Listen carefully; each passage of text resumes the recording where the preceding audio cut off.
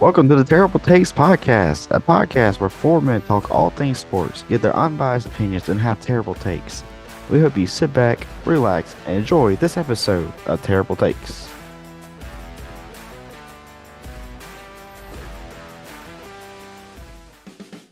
Revival Pizza Trivia Question of the Week. Revival Pizza, Christ first, Crust second, is located at 8707 Highway 165 in Stroton, Louisiana. They serve pizza, burgers, and wings and cannot wait to serve you soon. Last week's question was who is playing this year's Rose Bowl in the college football playoff semifinals? The correct answer is Alabama versus Michigan. The winner is Jesus Aguilar. Jesus will be in contact with you soon to give you your free reward. This week's question is who's going to win the Duke's Mayo's Bowl versus UNC versus West Virginia? Whoever guesses correctly will be put into a drawing for a chance to win a free personal pizza from Revival's Pizza. There's two ways to answer. On Spotify, email the terribletakessportstalk@gmail.com. And if you're watching on YouTube, comment down below in the comment section. Ladies and gentlemen, we are back for week 7 of the Battle of the Sports Encyclopedias between John Adam Lingafield and Jacob Stockley. We are tied 3-3 right now, so whoever wins today will take the lead. Boys, are you ready?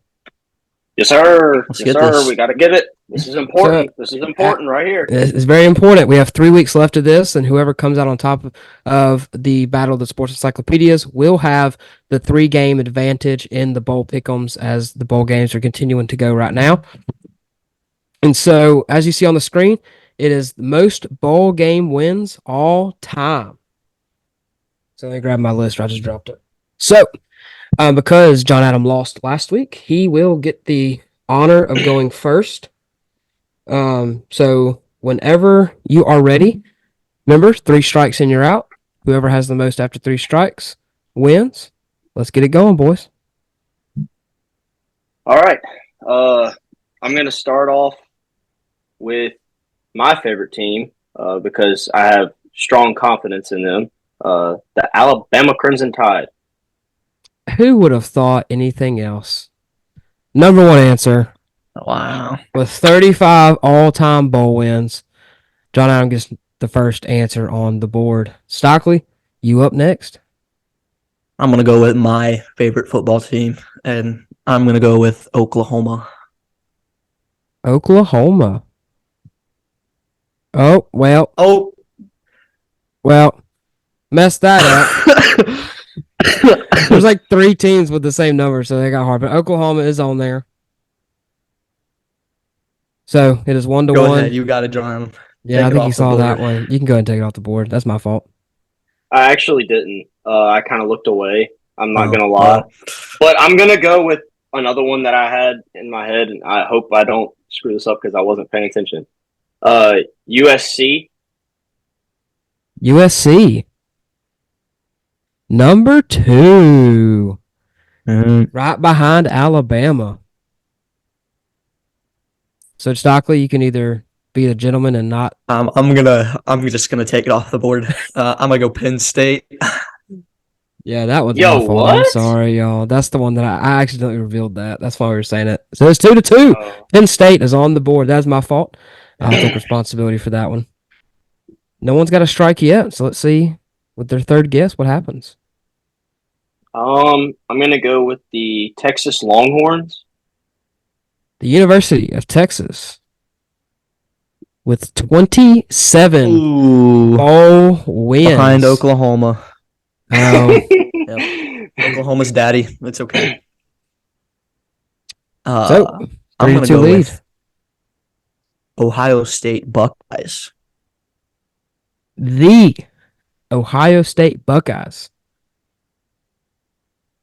is not on the list. That is your first. Really? Wow. That is your first strike. That's crazy. I First was not strike. expecting that. It's a That's- shocking. that's It's a shocking crazy. one. That's crazy. It is crazy. Man, John Allen, you got a chance here. You got a Bro, chance. oh my gosh, that makes you so nervous. Wow, that's crazy. Okay. It's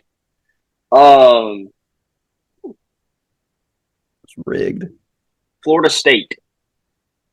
Florida State with 25 bowl Wow. wins. Got them old Bowden days, right? Yeah. Like they were winning every bowl game. Yeah. Like the 90s Yeah. to the 2000s. Goodness gracious. Okay. Got a 2-point lead right now. Come on, Stockley. You Okay. got it So in if you. Ohio State's not on there, Michigan Wolverines, they've got to be on there. There's no shot. Yeah, I'm looking at my list. Let me look at my list real quick. Checking it twice. With none enough to be on the list. That Are is you What? serious? that is your No second Michigan strike. either? Nah, Mich- man. No Michigan. That's crazy. How are you gonna have Ohio State and Michigan be like top 5 in all-time wins, and they're not even on top 13 Yeah. bowl Well, wins? apparently crazy. Penn That's State's crazy. is daddy Penn of the State Big is- Ten. He's Apparently. daddy of the Big Ten. Holy moly. Okay. Wow.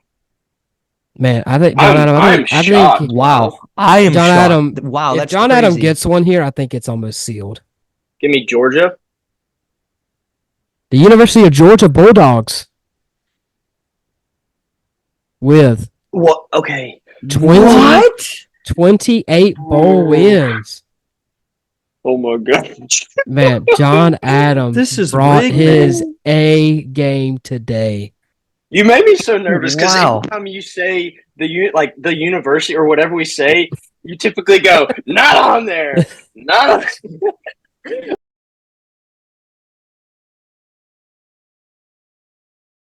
I'm gonna consult my house gnome Harold. And John Adam Okay. has disappeared.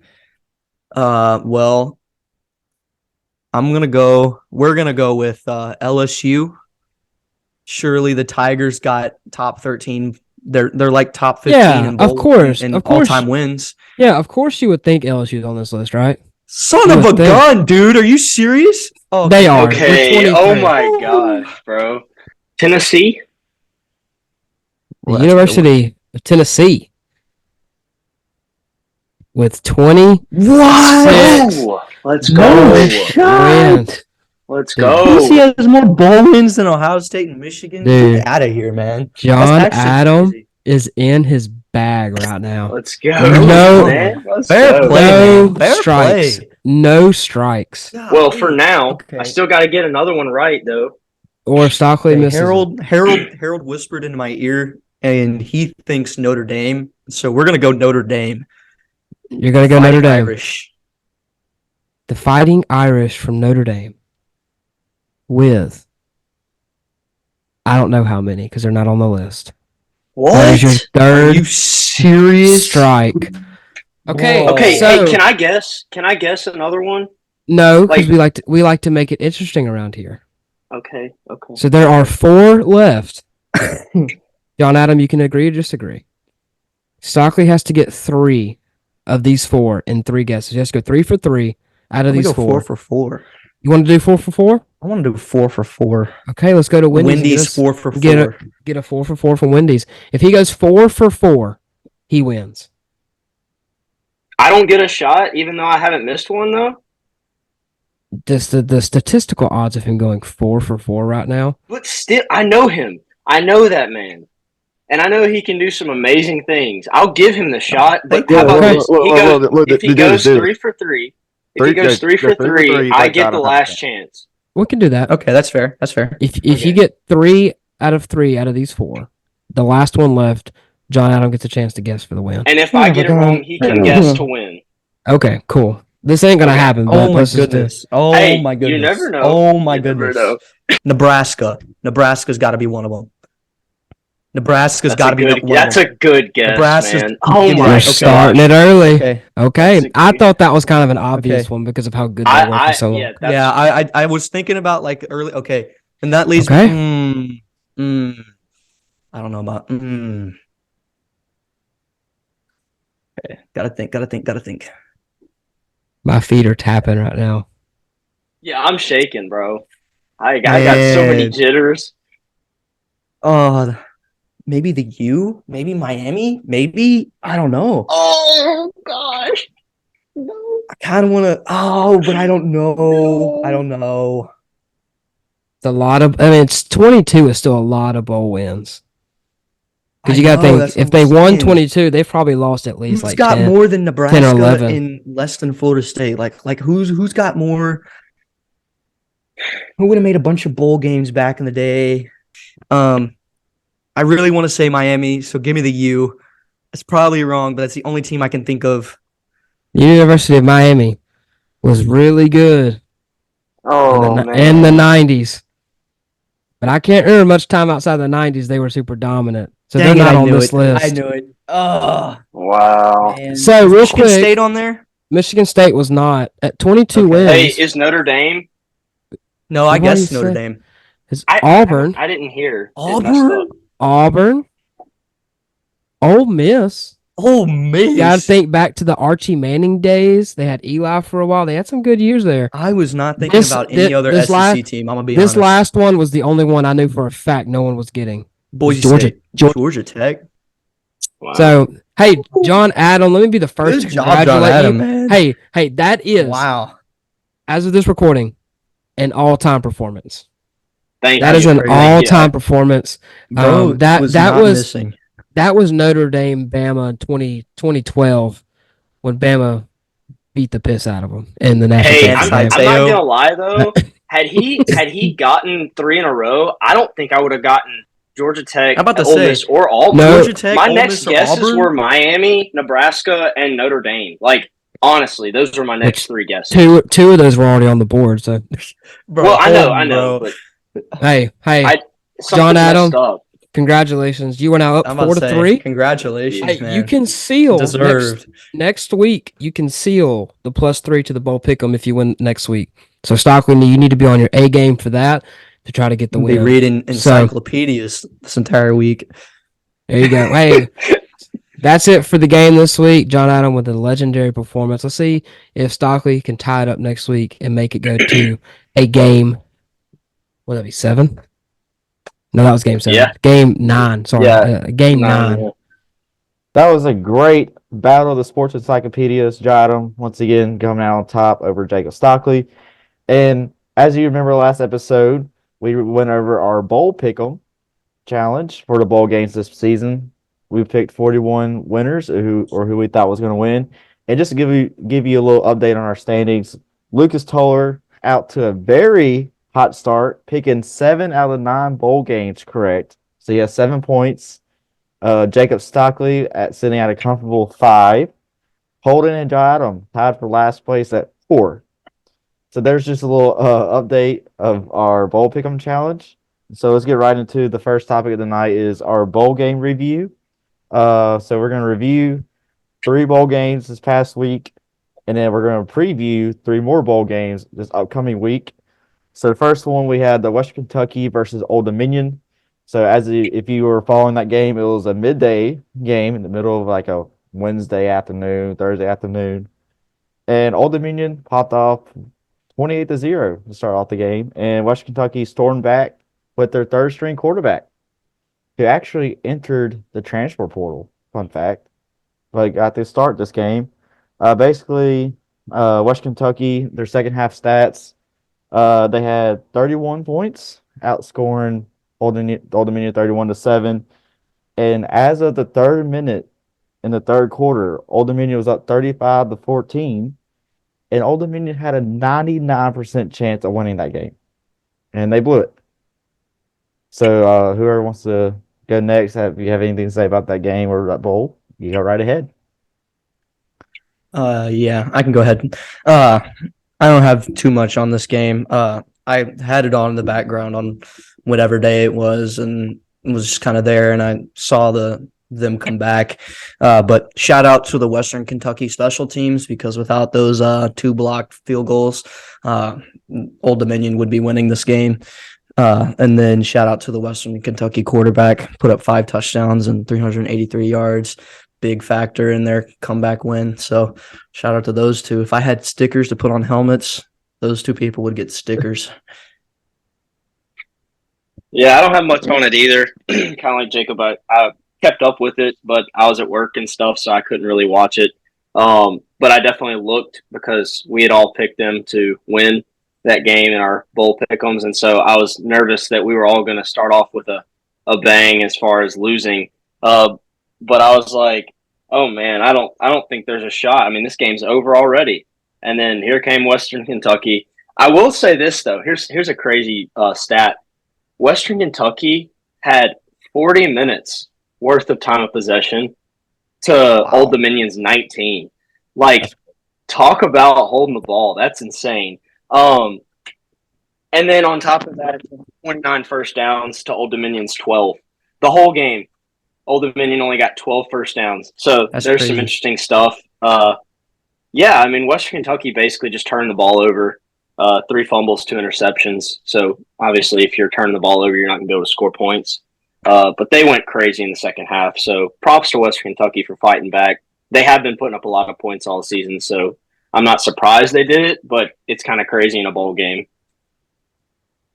Yeah, that game very much reminded me of 2016 on January the 2nd.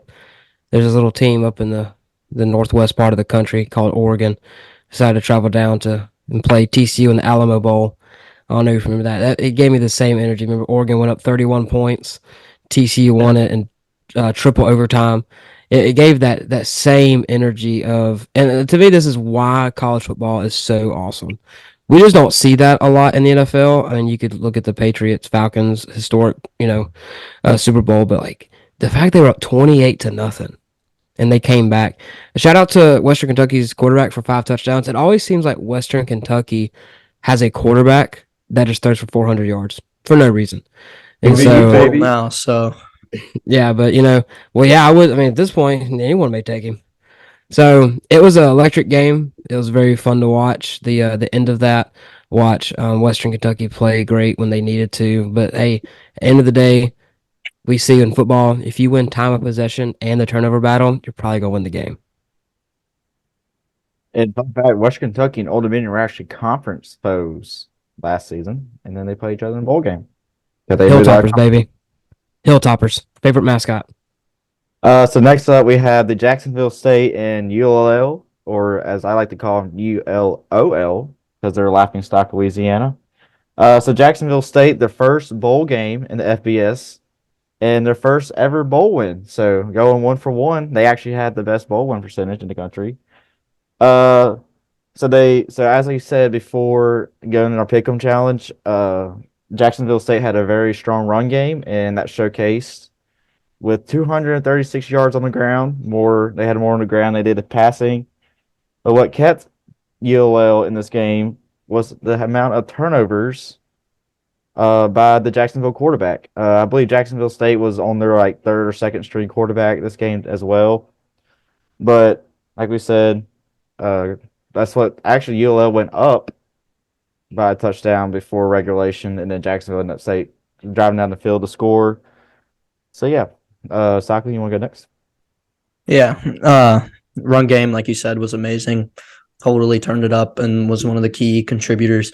Jacksonville State actually had like 500 yards of total offense to ULL's 200, and like you mentioned, ULL had 3 defensive touchdowns, which contributed to the amount of points they scored. You take those turnovers away, we're probably looking at like a 14-plus ball game in favor of Jacksonville State. And, like you said, they were on their second and third string quarterback, Jacksonville State. And, they showed up, they performed well, and ended up getting their first ever bowl win and their first ever appearance. So congrats to them.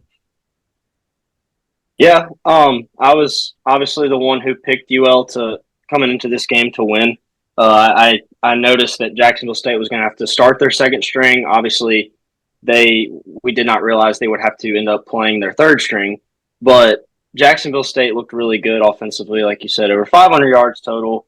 They had 33 minutes time of possession. So as we have seemed to notice, obviously just in football in general, teams who can control the ball the whole game typically win the game. Turnovers help as well if you can get turnovers or whatever. And that's exactly what UL did. They were able to get the turnovers that they needed. They just couldn't convert. I mean, both defenses seem to be pretty good as far as like Jacksonville State. The only reason UL scored is because defensive touchdowns, and UL seemed to be stopping Jacksonville, making them turn the ball over as well. So I mean, it was a very back and forth game for the most part, and I'm not mad about my pick. I'm still happy that I chose my people from down there, but it did seem like a really good game. I didn't get to watch it, but Yeah, shout out Ron Wiggins, running back for Jacksonville State, with 27 carries, 126 yards, and a touchdown.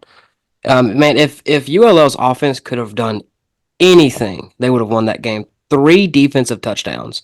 I think it was two pick sixes and like a scoop and score. I mean, that's 21 points for you right there. I mean, outside of the 1 yard touchdown run, there were no offensive touchdowns. So if their offense could have done anything, they could have won that game. But Jacksonville State did what they needed to do. Great drive there at the end to score. But I think it was about a minute left, and they went overtime. Got a good defensive stop, kicked the field goal, won it. They are 1 for 1. They are the best win percentage in bowl game history right now, and ULM is the worst with 0-1. Think actually has the top 4 best win percentage. So Yeah. go Dogs, baby. So next up we have Fresno State and New Mexico State. So basically Fresno State was just dominant. No stopping them this game. Their quarterback, Mikey Keene, went 31 for 39, 380 yards, and 3 touchdowns. I think Fresno State, I think they're returning a lot of players next year, so I think they'll be a interesting team to look out for. They were actually ranked to begin the season. They started 6-0, but had a little fall off the end, ended up 9-4 this year. So yeah. Stockley? Yeah, Fresno State, similar to Jacksonville State game, 500 yards to New Mexico State's 200. So, yards are very important in football games most of the time. And, Fresno State showed that and dominated as they won by 20-something points. And shout out to Fresno State's quarterback for going 380 and 3 touchdowns. Impressive performance, 31 for 39. I mean, pretty darn good day. So that's all I got to say. Good job, Bulldogs. yeah, they won the yardage and they also won the third down percentage. They went 8 of 13 on third down, 23 first downs, and New Mexico State went 5 for 14 on third down and had 12 first downs, and they also punted 5 times. So when it comes down to it, if you're winning all the yardage statistics and you don't turn over the ball a whole lot, which they actually, both teams had an interception and a fumble.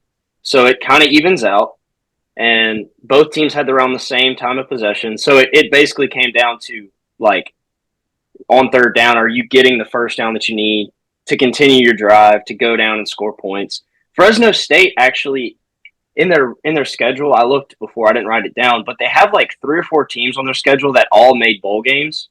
And so their schedule was no slack. Like, they played teams that made bowl games, and that's why I had chosen them. I know New Mexico State had beaten Auburn, and that's a Power 5 team or whatever. It's an impressive win to go into Auburn and beat them. But as far as Fresno State goes, they didn't have a very easy schedule themselves. And so I know they kind of had a fall off at the end of the season, but they still had a good season. Just to make a bowl game is good in itself. But yeah, I mean, a very impressive win by Fresno State. Yeah, New Mexico State has to be like the most confusing team this season when it comes to their wins and their losses. I'm not surprised they lost. I'm just surprised they lost by 27. I mean, that's a big loss. Maybe if their quarterback wasn't such a douchebag and peed on the field in New Mexico, they could have used the indoor facility and maybe got some better practice in. But you get what's coming to you. Piss on a field, you get pissed on by the other team. You never know what happens. So it's not good when your quarterback is also your leading rusher. I think he had like 70 yards and a touchdown. So you had no run game. Your quarterback was 11 of 25 for 58 yards and a pick. That is atrocious. And your leading receiver had 20 yards. I mean, there's no offense there. Your defense gave up a lot. So shout out to Fresno State. Maybe they can make a run next year to be the Group of 5 team in the New York Six, since they do have a lot of guys coming back. Hey, and Lucas, one other stat for you, and I know you're going to love this one. New Mexico State was 0 for 3 on fourth down. So there's your fourth down statistic again popping up. Teams that love to go for it can't get it. Hey, stupid games, stupid prizes, man. So next up, we got our bowl preview coming up. We have 3 games. Number 15 Louisville versus USC. Texas A&M versus 20 Oklahoma State, and then number 14 Arizona versus Oklahoma versus 12 Oklahoma. So first up, we'll go Louisville and USC. So I have a few notes. So obviously no Caleb Williams for Southern Cal. In Southern Cal's last 6 games, they've only won 1 game. So I don't know why. Yeah, and that was against California on Halloween. They got lucky. Yeah, and they have no Caleb Williams, so I don't see why anyone would want or would think USC would win. And then Louisville, they have the number 23rd defense, allowing around 300 yards per game. So yeah, Cycling. Yeah, I've got Louisville in this one by double digits at least. I don't even know who USC's third string quarterback is. I know their first string was Caleb Williams and he's not playing. Their second string, Malachi Nelson, is transferred out. So I don't know who or maybe Malachi was their third string. I don't really know. I don't know who their quarterback is. Even if Caleb Williams was playing and USC was at full strength, I do think Louisville would have won this game. I just think Louisville overall is decent. Now, Louisville is without their starting running back and their leading receiver, but I don't think it'll be a problem for Louisville. So, go Cardinals. I don't know. If Caleb Williams would have played, I think it would have been a closer game. Just seeing how Louisville played against Florida State with their offense. Now, obviously, Florida State's defense was really good, but watching that Louisville offense made me question a lot of things as far as being able to actually go down the field and score. I do think not having Caleb Williams or Malachi Nelson, if he was second string, I know he has a lot of talent supposedly coming in, and so now he's transferring. Where's he going to go? Whatever. But I have Louisville as well. I'm not saying Louisville's not going to win that game. I think they have a lot more talent on the field, and a lot more playing. Like USC is such that team that if you're somebody, you're not going to play just so you don't get hurt because you're going into the NFL. Like you're just that guy. You're like a celebrity basically. But Louisville, I think there's a lot more talent that's going to actually be playing, and they're going to actually care to win coming off of their loss from Florida State. Obviously, you know that how that game went, but I think Louisville's going to win this by double digits strictly because of the lack of talent USC is actually going to put on the field. Yeah, I have Louisville winning this as well. I actually just got a text that I need to hop on a flight to go be USC's quarterback. So I may hop on that plane later, get my NIL money. Now I don't know who they're going to play at quarterback, but USC may have a case for the worst defense over the past 2 seasons I've ever seen. When it comes to a year in, year out for the past 2 years, it's been awful. And so I would say, John Adam, your perspective on Louisville's offense against Florida State is a little tainted because I think Florida State may have played the best defensive game I've seen in the past few years. I mean, that was a ridiculously – their D-line was after Louisville's quarterback all night. So I think Louisville can put up probably 35 to 40 on this terrible USC defense. There's no grit with USC. Like they don't have that in them to go out there and try to fight for a random bowl win. But for Louisville, this could be a big win for their team, a big win for them in the recruiting process. They've gotten some good flips in this recruiting cycle and some transfers coming in. So I think Louisville comes in, gets a good win. I'm with Stockley probably by double digits, and they get this win, go back to Louisville and happy. And so give me the Cardinals. Next up, we have Texas A&M versus 20 Oklahoma State. So, like I said last episode, it's the Great Valley Red River rivalry. A&M, I don't really know what to think. I was looking at their schedule. They've had close losses to Bama, Ole Miss, and Tennessee, all by a possession, but then really no wins against a ranked opponent. And as we see that Oklahoma's number 20. I mean, obviously they're not SEC type ranked, but they're still ranked. And Oklahoma State, still not very consistent throughout the year. Very weird losses. A blowout loss to Central Florida and South Alabama. That wasn't a blowout, but they still lost to a Sun Belt team. So yeah, just two very interesting teams to say the least. Don't really know what to think about them or which type of team will come out that day. So, Stockley? Yeah, the South Alabama game was a blowout and it was at home, so it was embarrassing. So they do have questionable losses, and the whole story with this Oklahoma State team is the consistency. Can they have good wins and then they have bad losses, and they never really seem to put it together throughout the entire season as a whole. Ollie Gordon announced he was transferring out, but he's still going to play, so that's a huge factor for Oklahoma State if they want to win this game. I know A&M has lost all their 4 and 5 star recruits from like the previous like transfer class or something. I don't know how decent A&M will be fielding. I don't know who's coaching them. So I think there's a lot of question marks on what's going on with them. So I've got the Cowboys winning this one. I think they'll shake off that terrible loss against Texas, and I've got Oklahoma State beating the Aggies. Yeah, so interesting thing here. So when we did our bowl pick'ems, I picked Texas A&M to win because they had their starters still, and since then they've actually lost their top players on their team. Evan Stewart's transferring out. Alabama just got one of their defensive linemen. He transferred out, and he was starting for them. And so it's this thing and we're gonna have this issue for the rest of the bowl games. People transferring before their bowl game, going to a different team. They may not play for that team, but they're just gonna leave the team they've been playing with all season. Like they don't care about their teammates, their coaches, their fan base, whatever. It doesn't matter to them. And so it ruins the bowl games when people are doing this. And I understand like they're getting ready for the draft or they're transferring to a different team, but they need to do something about this because like this Texas A&M team probably could have beaten Oklahoma State had they kept their starters, their star players on the field, but they transferred out before the big game. So I'm going to stick with Texas A&M because they're my choice, and I'm going to hope they win. I'm going to pull for them because they're SEC. Oklahoma State has been iffy throughout the season. They've had some big games. They made it to the Big 12 championship game. That's very impressive, but then they got their butts kicked against Texas. I don't really know what to think. I'm just going to say go Aggies, even though I don't really like them, and hope for the best. Yeah, I have Oklahoma State winning this game. Even before the transfers, there's just part of me with the coaching change and all that. I didn't see A&M being able to win this game. I think Oklahoma State will run the field. Now they may give up 30 because they do have one of the worst defenses in the country, definitely in the Big 12. But I think it just comes down to the fact that I don't know who's playing for A&M, and this is what kind of sucks about the transfer portal and what we've come to at this point when like you just don't know who's playing, and it may be 11 guys on offense that have not touched the field once this year.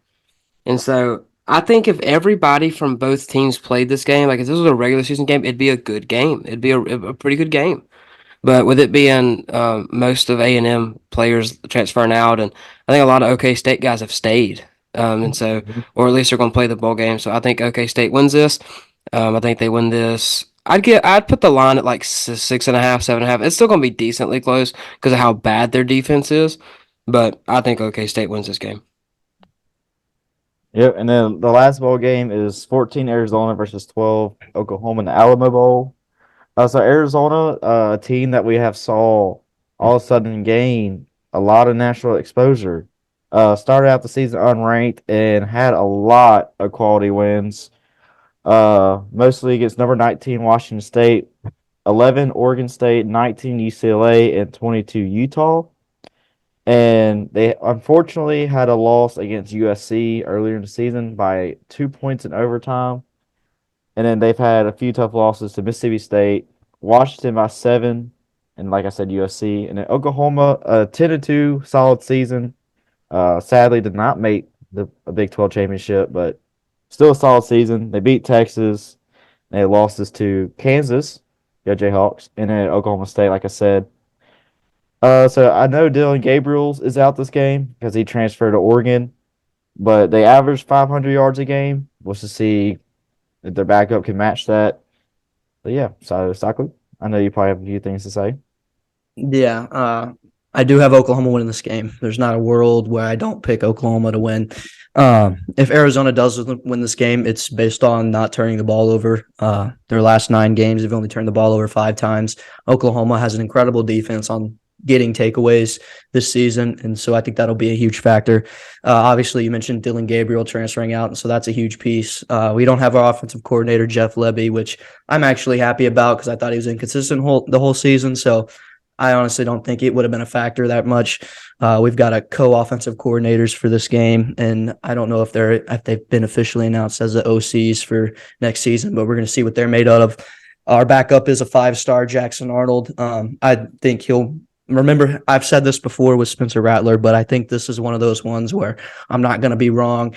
But remember his name. Jackson Arnold's going to be that guy for Oklahoma for the next 2 years, and I think this is going to be the game where if he performs well, then Oklahoma next season heading into the SEC, it's going to be like, okay, they're going to be legit. If he struggles, it's definitely going to open the door for many questions. I think he gets it done, and I got Oklahoma winning, but it'll be close. Yeah, we've kind of discussed just outside of the podcast, like games that we think could be really good that aren't like the semifinal games. And I think this could be one of them. I think it's going to be a high-scoring game. I know that Oklahoma's defense has definitely gotten better with getting Venables to come and be the head coach. Obviously, he's defensive-minded. But as far as, like, defense goes, typically in these types of games, I feel like it's going to be non-existent. I think they're going to be probably both offenses over 400 yards total. I think there's going to be tons of touchdowns put up. I could see this game. I will say the last few winners of the Oklahoma Bowl games, whoever hit over 31 first or over 31 in general won the game. Same thing with Arizona. Their last few bowl games they've been a part of, whoever hit over 31 also won the game. Yeah, I mean, I can totally see this game going over 65 total from both teams combined. But yeah, I mean, Arizona's been a name that started to show up at the end of the season. Obviously, they've had some good wins. An unfortunate loss to USC, like Holden said. But I think it's interesting that we're having an Arizona team that's ranked this high. I don't know the last time we've seen Arizona really ranked at all. But it's definitely going to be an interesting game coming into this. I mean, Oklahoma could easily shut them, like blow them out, and then maybe Arizona gets kind of quiet again. Or if Arizona can pull this off, maybe they're going into next season like looking really good with an Oklahoma team that's going to the SEC that's beaten Texas and all that. It will be interesting to see that Dylan Gabriel's not going to be playing because he's transferring. It's going to be interesting to see what their backup can do. I know he's young. He may be super talented, and he may prove that. But as far as like Arizona having their talent, not having any leave, I think that's another big key piece. I am going to go with Oklahoma, though. I'm a Boomer Sooner with my boy Jacob. But this could be a really close game, probably within 3 points. Yeah, I think this is not going to be a blowout. I think there's not a chance in the world that this game is outside of 7 points by the end of it. I think Arizona's had a great comeback season. We talked about this a few episodes ago, but they were doing really bad, and then they started their backup, and that's when they went on this run, this back half of the season where they've just won and beaten these teams. So you wonder what they could have done if they would have started him at the beginning of the season. Arizona has a lot to prove since they're going to the Big 12 next year. Arizona will be a part of the Big 12, and Oklahoma going to the SEC. But I just think Oklahoma wins it. I think they have more to prove. I think it would be a really bad look for them if they lost this game going into the SEC. They need to beat a Big 12 opponent and prove that maybe they are a top team. Of course, losing Dylan Gabriel is going to affect them. He's one of the best quarterbacks this past season when it comes to passing yards and touchdowns, and so I do think Oklahoma wins. I think they win. Someone said this about defense. I think they win. I think they get 3 turnovers. I think they force Arizona they get 3 turnovers, and they end up winning this game. I would put this game, it's going to be like a 49-45. It's going to be high scoring, I think, though. And so I think it's definitely gonna be a great game to like start the New Year's Six Bowl, like going into it, because that's the last game of the night before the New Year's Six Bowls happen the next day. I think it's gonna set the tone for New Year's Six. Yeah, so I have Oklahoma. I have no doubt that they'll win. If they do lose, could we see Arizona make a run next year? I think a lot of their guys are coming back. This is a good team. It'll be the Jayhawks. Boomer Sooner. They're going to win this game. It'll be the Jayhawks. All right, there you go. There you have it. You heard our bowl recaps and our bowl previews of who we think our reactions to the bowl games that have been played. and our predictions of bowl games in the future. So to end the podcast tonight, we will be talking about two NFL games. We have the 49ers versus Ravens and the Dallas Cowboys versus the Miami Dolphins. So I don't have anything to say for these games, but so John, you go ahead and take it off. Yeah. Obviously these are some big games for the playoffs and for divisions and stuff like that. I guess we can start with the Ravens and 49ers. So the 49ers are actually 5-point favorites going into this. Obviously, the Ravens and the 49ers both have been playing great football. Lamar Jackson, we've talked about him, discussed about him possibly getting the MVP of the season. Back when we talked about that, he's throwing 66%. He's got 3,100 passing yards, 17 TDs, and 7 interceptions. He's also got 741 rushing yards and 5 touchdowns on the ground.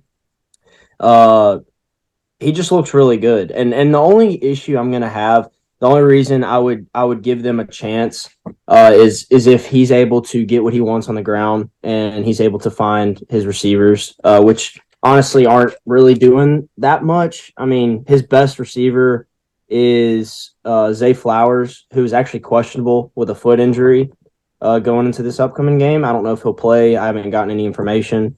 Too early to tell. But he's got 680 receiving yards and 3 touchdowns. Outside of that, losing Mark Ingram earlier in the season, it's really just Odell. He's probably their second best guy as far as yardage. He's actually been playing pretty good the last couple weeks. 519 receiving yards and 3 touchdowns. But they're going up against a juggernaut in San Francisco. Brock Purdy is looking like a top quarterback in the NFL.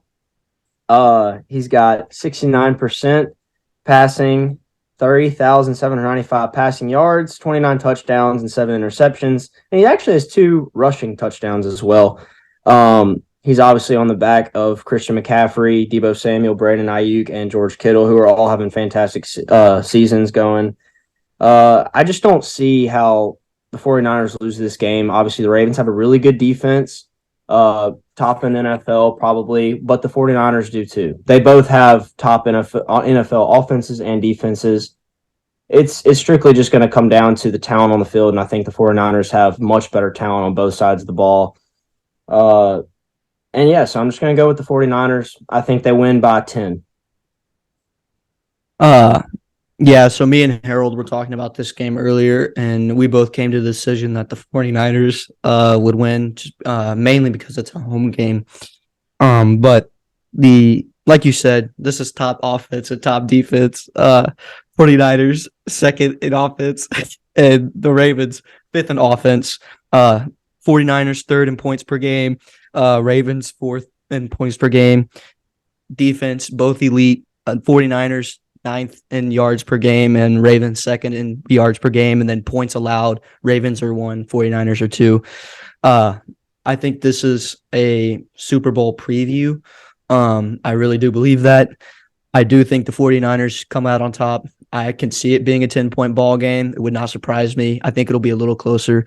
Like you mentioned with like Lamar and the offense, I think it also comes down basically exactly what you say. Can Lamar run with his legs? Can he be consistent throwing the ball?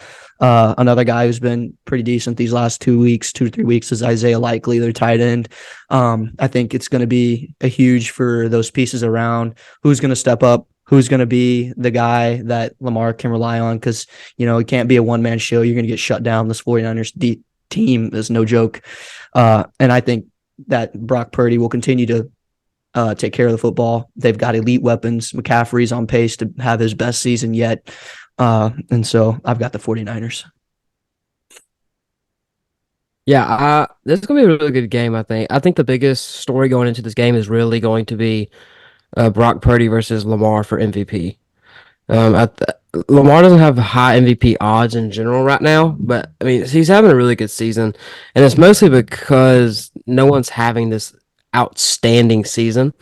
There's no huge front runner. Really, it's Brock Purdy because there's no other front runner, and he's playing great. Don't get me wrong, I think he gets a lot of hate because I saw a tweet.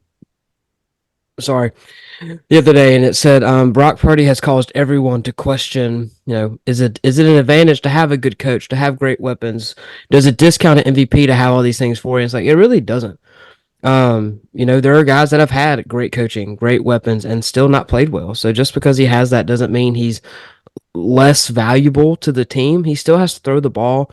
He still has to make reads, adjust at the line. And so I think Brock Purdy's having a good year and making a name for himself. So as the MVP frontrunner, I think he really should be the frontrunner. I think he's done great this year. But I think if Lamar can put together a really good game this week, I think it puts him right back in the conversation. Both have good defenses. So this is a game that could be like 17-13, or it could be 38-28. I mean, we've seen the Niners go off on some teams that have good defenses. The Cowboys, the Eagles, to be two examples. And so I do think the Niners win. I think the Niners assert that they're the best team in the league this week. I think hey, we're better than everyone in the NFC, and we're going to go ahead and beat the top team in the AFC right now, which is the Baltimore Ravens. So I think the Niners come in. I think they win by 10 is a big margin, because I do think like the Ravens are more legit than the Eagles. The Eagles have been a little bit flubby recently. So I think if I had to give a score prediction, I would say 28-20, maybe 28-21, like a 7-point touchdown. So I have the Niners winning this as well. Another thing about Brock Purdy in that situation, I think like all the hate that he's getting doesn't really make a whole lot of sense to me because he was the last pick in the draft. It's not like he was some high expected quarterback coming in. I mean, he's the type of guy that you draft him and you wonder if he's ever going to see the field because he may sit the bench his whole career unless he'll get traded around and stuff and continue to be backup. But the fact that the situation at the 49ers organization, with Jimmy G and stuff, nobody would have ever thought Brock Purdy would have been that guy. And the fact that he stepped into the situation, he got hurt last season after having, I think he had a decent start to his career there. Once he got the starting job, I think he got injured and he couldn't play and Jimmy G came back or something like that happened. But for the most part, he's overexceeded anybody's expectations of him. And the fact that he's doing it over everybody and out of all the quarterbacks in the NFL, and he's got like some of the best stats a quarterback can have, that's no flub. And obviously he's on a great team with a lot of weapons and a great coach.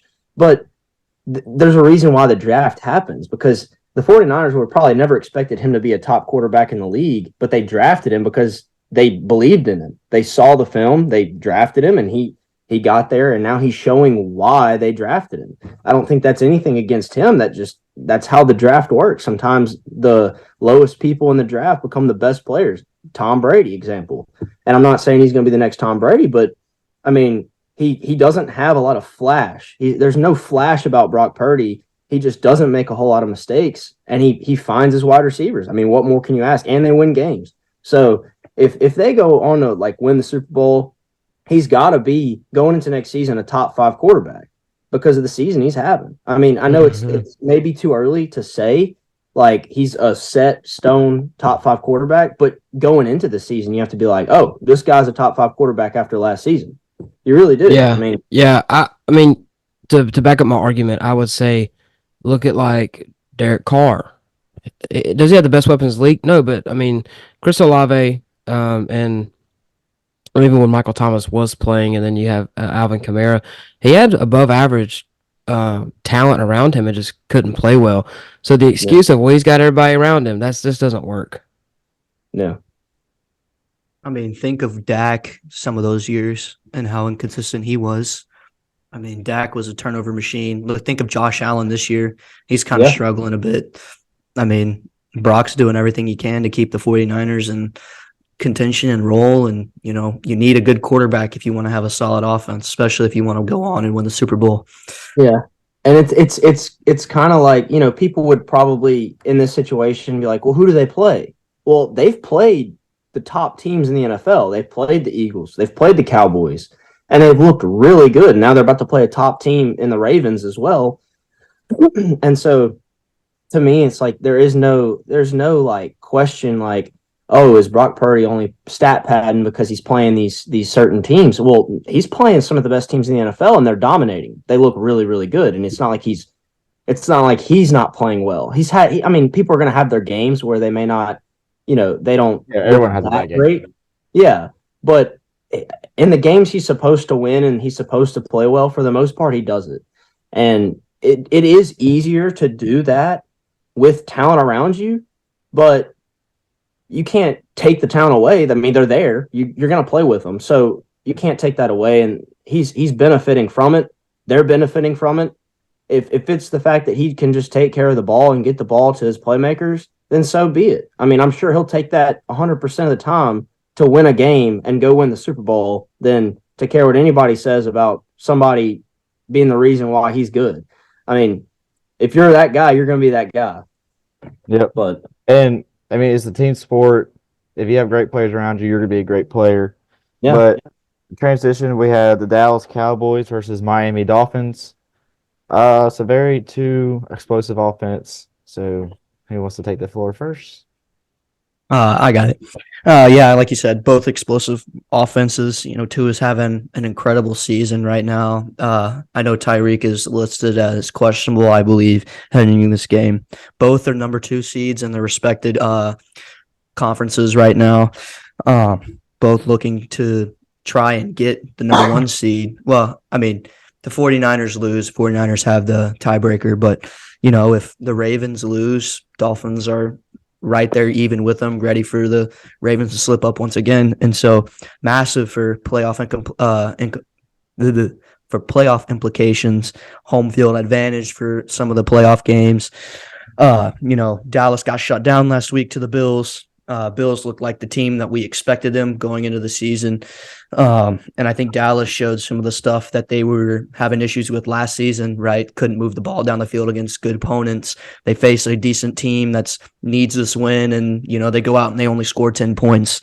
I think against this Miami team, it's very, very possible that it could happen again if they're not careful. And I think that because it's also a home game for Miami, Miami does have the upper edge. I do think Miami will win this game. I do think it can be close.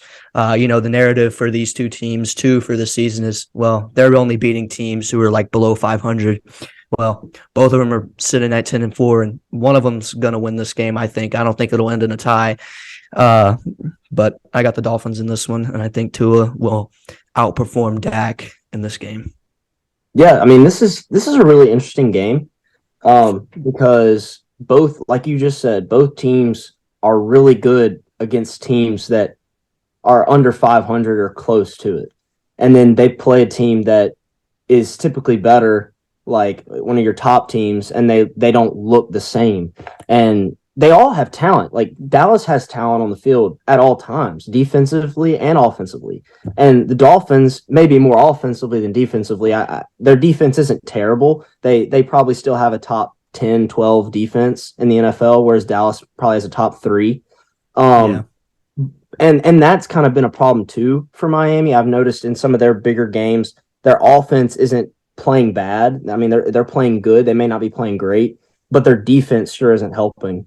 And so people always like to turn, like these certain teams always have, your people you fall on and whose fault it is. For Dallas, it's always Dak. In a loss, he may not play necessarily terrible, but it's going to be his fault. When it comes down to the Dolphins, it's kind of the same thing.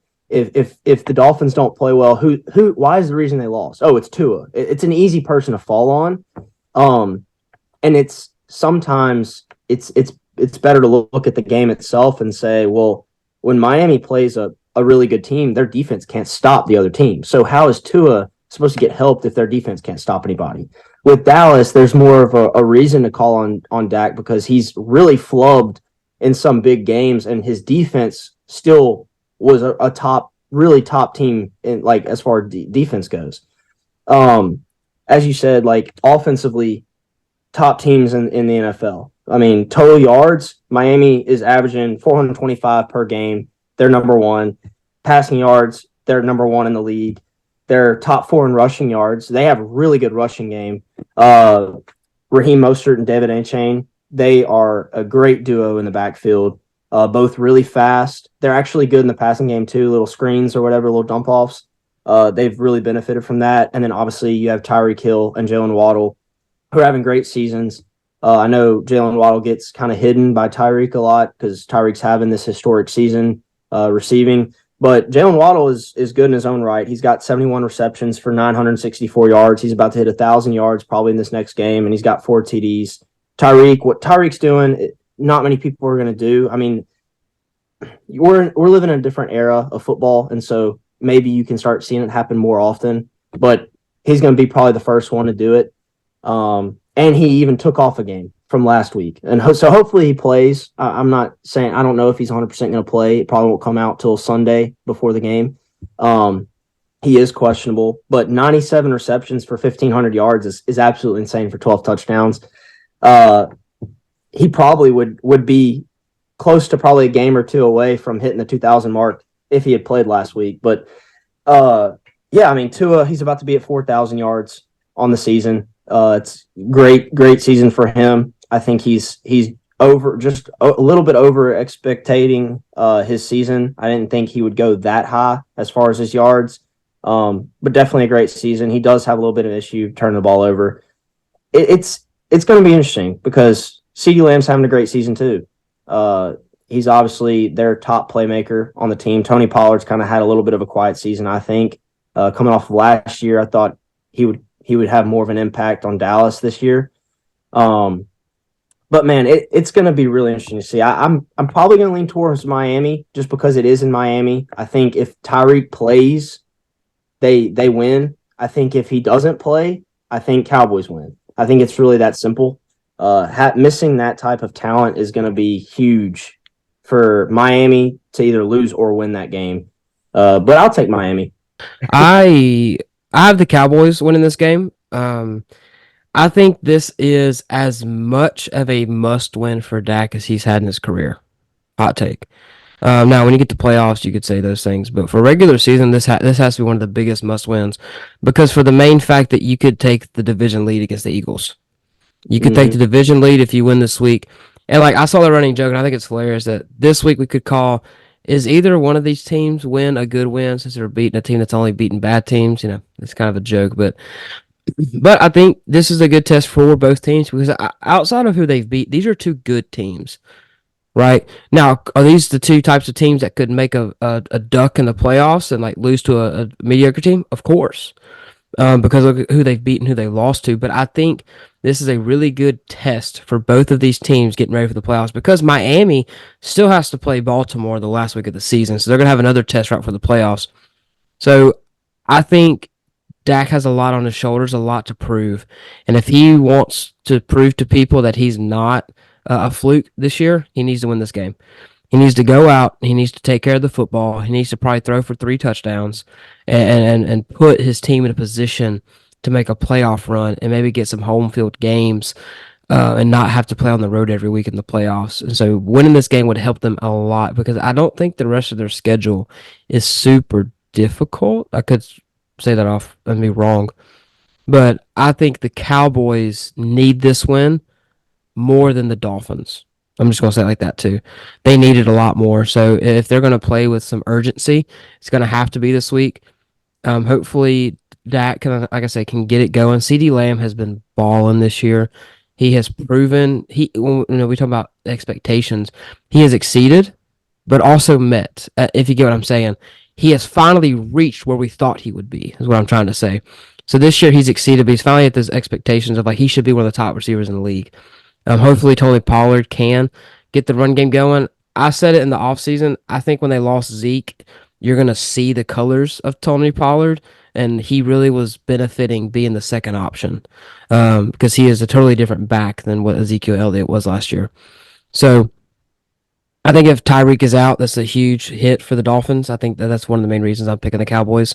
So maybe he gets ready for the playoffs. Make sure he's ready for that. So I would take the Cowboys by 6. I think 36-30. I think we're going to see a lot of field goals in this game. I see a lot of getting in the red zone and maybe not being able to score the ball. So I have the Cowboys by 6. Well, there you have it. that is our NFL preview for this week. The 49ers versus Ravens, and then the Dallas Cowboys versus the Dolphins. Thank you for watching this week's episode of Terrible Takes. If you enjoy it, please share with your friends and family so they can enjoy it too. Follow our Instagram at Terrible Takes Sports Talk and subscribe to our YouTube channel where we post more content every Monday and Wednesday at 9 a.m. Thank you for watching and see you next week.